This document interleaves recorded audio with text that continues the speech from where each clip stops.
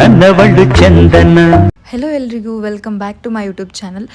ಎಲ್ಲರೂ ಕೇಳ್ತಿದ್ದಿದ್ದು ಪ್ರಶ್ನೆ, ಏನಕ್ಕೆ ವ್ಲಾಗ್ ಮಾಡ್ತಿಲ್ಲ, ಸಡನ್ನಾಗಿ ಸ್ಟಾಪ್ ಮಾಡಿದ್ದೀರಾ, ಯಾವಾಗಲೂ ಒಂದೊಂದು ಶಾರ್ಟ್ಸ್ ಹಾಕ್ತೀರಾ ಬಟ್ ಕಂಟಿನ್ಯೂಸ್ ಆಗಿ ವ್ಲಾಗ್ಸ್ ಬರ್ತೀರಾ, ಏನಾದರೂ ಪ್ರಾಬ್ಲಮ್ ಆಗಿದೆಯಾ, ಯಾಕೆ ಈ ಥರ ಡಿಪ್ರೆಸ್ ಆಗಿದ್ದೀರಾ, ವ್ಲಾಗ್ ಮಾಡಿ ಮಾನಿಟೈಸೇಷನ್ ಜರ್ನಿನ ಕಂಟಿನ್ಯೂ ಮಾಡಿ ಅಂತೆಲ್ಲ ತುಂಬ ಪ್ರಶ್ನೆಗಳು ಬರ್ತಾ ಏನಕ್ಕೆ ಮಾನಿಟೈಸೇಷನ್ ಜರ್ನಿನ ಸ್ಟಾಪ್ ಮಾಡಿದ್ರಿ, ವಿಡಿಯೋಸ್ ಚೆನ್ನಾಗಿ ಆಗ್ತಿತ್ತು ಅಂತೆಲ್ಲ ಹೇಳ್ತಿದ್ರಿ.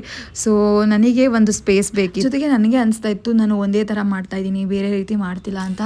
ಈ ಒಂದು ಜನ್ರೇಷನ್ ಹೇಗಾಗಿದೆ ಅಂತಂದರೆ ಆಲ್ಮೋಸ್ಟ್ ಎಲ್ಲರೂ ಕೂಡ ಯೂಟ್ಯೂಬ್ ಬ್ಲಾಗ್ಸ್ ಆಗಿರ್ಬೋದು, ಇನ್ಸ್ಟಾದಲ್ಲಿ ಡೈಲಿ ವಿಡಿಯೋಸ್ ಅಪ್ಲೋಡ್ ಮಾಡೋದೆಲ್ಲ ಕಾಮನ್ ಆಗಿಬಿಟ್ಟಿದೆ. ಸೊ ಎಷ್ಟು ಕಾಂಪಿಟೇಟಿವ್ ಆಗಿದೆ ಅಂತ ಅಂದರೆ ಈಗಿನ ಜನ್ರೇಷನ್, ಅದರಲ್ಲಿ ನಾವು ತುಂಬ ಡಿಫ್ರೆಂಟಾಗಿ ವ್ಲಾಗ್ಸ್ ಮಾಡಬೇಕಾಗುತ್ತೆ. ನಾನು ಮೊದಲು ಹೇಗೆ ಮಾಡ್ತಿದ್ದೆ ಅದೇ ಥರ ಮಾಡೋಕ್ಕಾಗಲ್ಲ. ಆಮೇಲೆ ನಾನಿರೋ ಫೀಲ್ಡ್ ಬಂದು ಫಾರ್ಮಾ ಫೀಲ್ಡ್, ಜೊತೆಗೆ ಪಿ ಜಿಯಲ್ಲಿರೋದು. ಸೊ ಇದೆಲ್ಲದರ ಜೊತೆಗೆ ನಾನು ದಿನಾ ವೀಡಿಯೋಸ್ ಮಾಡಬೇಕು ಅಂದಾಗ ನನ್ನ ಲೈಫ್ನ ನಾನು ಎಕ್ಸ್ಪೋಸ್ ಮಾಡೋಕ್ಕೂ ಆಗ್ತಿರ್ಲಿಲ್ಲ. ನನಗೊಂದು ಸ್ಪೇಸು ಬೇಕಿತ್ತು. ನಾನಂತೂ ಸೋಷಿಯಲ್ ಮೀಡಿಯಾ ಪರ್ಸನ್ ಅಂತಲೇ ಹೇಳ್ಬೋದು. ಜಾಸ್ತಿ ಇನ್ಸ್ಟಾ ಸ್ಟೋರಿ ಹಾಕೋದಾಗಿರ್ಬೋದು, ಯೂಟ್ಯೂಬ್ ವ್ಲಾಗ್ಸ್ ಮಾಡೋದಾಗಿರ್ಬೋದು, ಎಲ್ಲ ತುಂಬಾ ಮಾಡ್ತಿದ್ದೆ. ಆವಾಗ MBA ಮಾಡಬೇಕಿದ್ರೆ ಅಂದರೆ ನನಗೆ ಟೈಮ್ ಇರ್ತಿತ್ತು, ಮಾಡ್ಬೋದಿತ್ತು.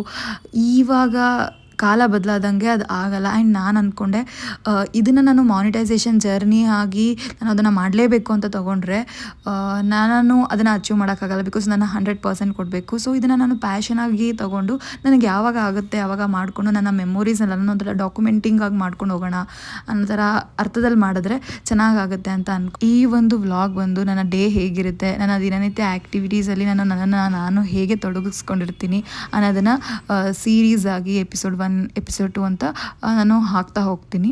ಒಂದೇ ವಿಡಿಯೋದಲ್ಲಿ ಎಲ್ಲ ಇದ್ದರೆ ನೋಡೋಕ್ಕಾಗಲ್ಲ ಅನ್ನೋ ಹಾಗೆ.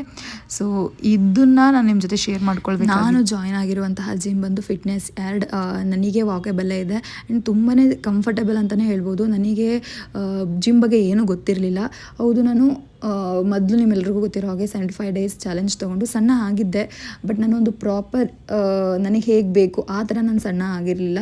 ಒಂಥರ ಹೇಳ್ತಾರಲ್ಲ ಫ್ಯಾಟ್ ಟು ಫಿಟ್ ಅನ್ನೋ ಥರ ವೆಯ್ಟ್ ಲಾಸ್ ಆಗಿದೆ, ಬಟ್ ಆದರೆ ಫ್ಯಾಟ್ ಲಾಸ್ ಆಗಿರಲಿಲ್ಲ. ಸೊ ಆ ಒಂದು ನಿಟ್ಟಿಗಾಗಿ ನಾನು ಜಾಯ್ನ್ ಆಗಿದ್ದು. ಫಸ್ಟ್ ಮಂತ್ ನಾನು ಜಿಮ್ಗೆ ಹೋಗ್ತಿದ್ದೀನಲ್ಲ, ಹೊರಗಡೆ ಆರಾಮಾಗಿ ತಿಂದರೂ ಏನಾಗಲ್ಲ ಅನ್ನೋ ಥರ ಮಾಡ್ತಿದ್ದೆ. ಆ್ಯಂಡ್ ಕರೆಕ್ಟ್ ಟೈಮ್ಗೆ ಹೋಗ್ತಿಲ್ಲ. ಒಂದ್ಸಲ ಬೆಳಗ್ಗೆ ಹೋದರೆ ಒಂದ್ಸಲ ಸಂಜೆ ಹೋಗ್ತಿದ್ದೆ.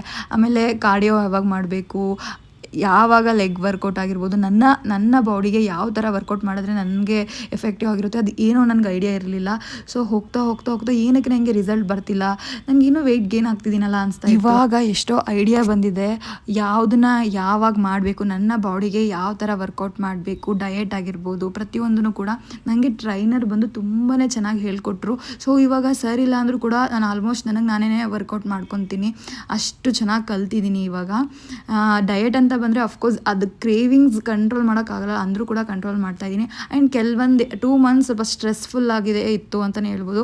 ನಾವು ವರ್ಕ್ ರಿಲೇಟೆಡ್ ಆಗಿರ್ಬೋದು, ನಮ್ಮ ಕೆರಿಯರ್ ರಿಲೇಟೆಡ್ ಆಗಿರ್ಬೋದು ಎಲ್ಲ ಚೆನ್ನಾಗಿ ಹೋಗ್ತಿರುತ್ತೆ. ಬಟ್ ಕೆಲವೊಂದು ಸತಿ ಯಾವುದೋ ಒಂದು ವಿಷಯಕ್ಕೆ ಏನೋ ಒಂದು ಕಾರಣಕ್ಕೆ ಬೇಜಾರಾದಾಗ ನಾವು ಎಷ್ಟು ಚೆನ್ನಾಗಿದ್ರೂ ಅದರಿಂದ ಸ್ವಲ್ಪ ಕಮ್ಔಟ್ ಆಗಬೇಕು ಅಂತ ಅಂದಾಗ ಟೈಮ್ ಬೇಕಾಗುತ್ತೆ. ಸೊ ಆ ಎಲ್ಲ ಸ್ಟ್ರೆಸ್ಸಿಂದ ಡಯೆಟ್ ಆಗಿರ್ಬೋದು, ಹಾರ್ಮೋನಲ್ ಇಂಬ್ಯಾಲೆನ್ಸ್ ಆಗಿರ್ಬೋದು, ಹೆಲ್ತ್ ಅಪ್ಸೆಟ್, ತುಂಬಾ ಜಾಸ್ತಿ ಟೆನ್ಷನ್ ಮಾಡ್ಕೊಳ್ಳೋದು, ಓವರ್ ಥಿಂಕಿಂಗ್ ಆಗಿರ್ಬೋದು, ಎಲ್ಲದರಿಂದ ನನಗೆ ತುಂಬಾ ಸ್ಪೇಸ್ ಬೇಕಿತ್ತು. ಹಾಗಾಗಿ ನನಗೆ ಯಾವಾಗ ಆಗುತ್ತೆ ಆವಾಗ ಒಂದು ಶಾರ್ಟ್ಸ್ ಆಗ್ತಾಯಿದ್ದೆ. ಬಿಕಾಸ್ ಇಷ್ಟು ದಿನ ನಾನು ವೀಡಿಯೋಸ್ ಮಾಡ್ಕೊಂಡು ಬಂದು ನನಗೆ ಸ್ಟಾಪ್ ಮಾಡೋಕ್ಕಂತೂ ಇಷ್ಟ ಇಲ್ಲ. ಯಾವಾಗ ಆಗುತ್ತೆ ಆವಾಗ ಅಪ್ಲೋಡ್ ಮಾಡ್ಕೊಂಡು ಹೋಗೋಣ ಅನ್ನೋದೇ ನನ್ನ ಇಂಟೆನ್ಷನ್ ಆಗಿತ್ತು. ಆ್ಯಂಡ್ ಎಲ್ಲ ಟೈಮಲ್ಲೂ ನಾವು ನಮ್ಮ ಪಾಸಿಟಿವ್ ವರ್ಷನ್ನೇ ತೋರಿಸ್ತಾ ಇರ್ತೀವಿ.